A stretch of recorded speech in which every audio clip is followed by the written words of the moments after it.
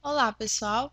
Hoje nós vamos falar sobre a segunda lei de Mendel, que é também conhecida como lei da segregação independente dos genes. Por segregação, vocês podem entender aí separação independente dos genes. Vamos fazer a aula em duas partes. Na primeira parte, vamos conceituar e também ver a base celular que sustenta a segunda lei de Mendel. E na segunda aula, nós vamos ver as possíveis combinações, as relações aí entre os genótipos e os fenótipos e também fazer alguns exemplos para treinar as probabilidades, ok? Então, nós já sabemos, a Pis sativa é uma espécie de ervilha que foi utilizada por Mendel, tá?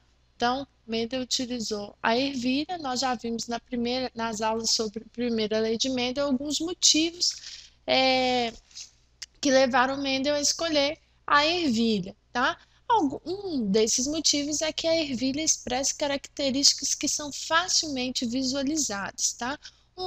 Duas dessas características, a cor da semente e a forma da semente. Mendel já havia identificado, né, por meio de experimentos, que as sementes de cor amarela eram produzidas pela presença do alelo dominante para a cor e que as sementes verdes eram produzidas quando o alelo recessivo estava em homozigose. Da mesma forma, a semente era lisa quando havia presença do alelo dominante R e rugosa quando o alelo R se expressava em homozigose, ok? Bom, e ele observou que haviam combinações diferentes, né? Haviam sementes amarelas e lisas e também amarelas e rugosas, verdes e lisas e também verdes e rugosas. Então, através dos experimentos, o que Mendel concluiu? Que os alelos para a cor e para a forma da semente estavam localizados em cromossomos diferentes e que esses cromossomos se separavam de maneira independentes na formação dos gametas, ok?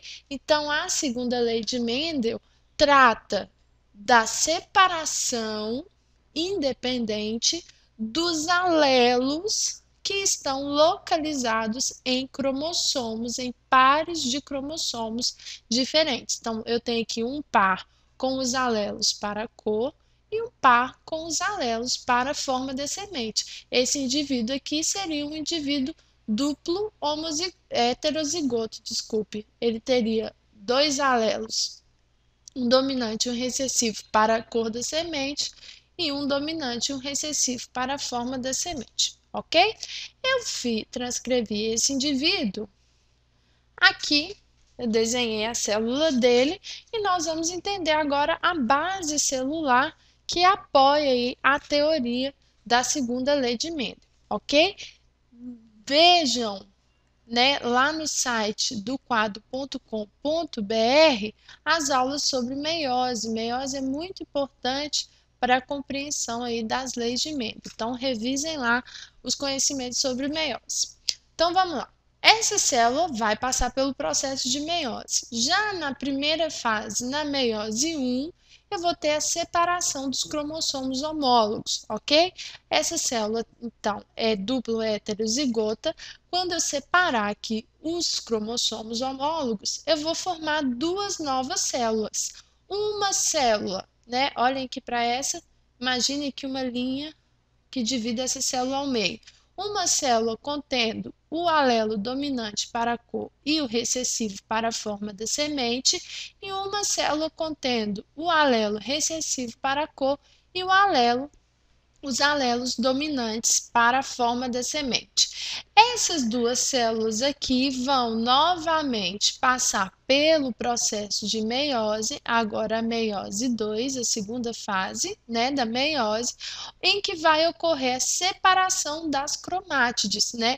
As células têm cromossomos duplos e vão então separar essas cromátides, formando quatro células contendo aí cromossomos simples. Então, cada uma dessas células aqui vai se dividir ao meio e eu vou ter a formação de duas células contendo um cromossomo dominante para a cor e um recessivo para a cor para a forma da semente e um alelo aqui embaixo, ó, essa célula vai formar duas novas células contendo o alelo recessivo para a cor e o alelo dominante para a cor da semente. Então, 4 gametas são formados, né?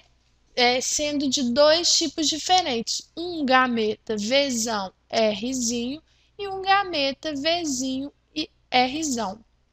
Pela lei da segregação independente dos alelos, né, dos pares de cromossomos, eu poderia ter, por exemplo, aqui, ó, na hora do pareamento dos homólogos, o Rzão pareado mais próximo do Vzão e no final eu obter outro tipo de célula. Eu poderia obter, por exemplo, uma célula com com os alelos dominantes e uma célula com os alelos recessivos, diferentes desse caso aqui.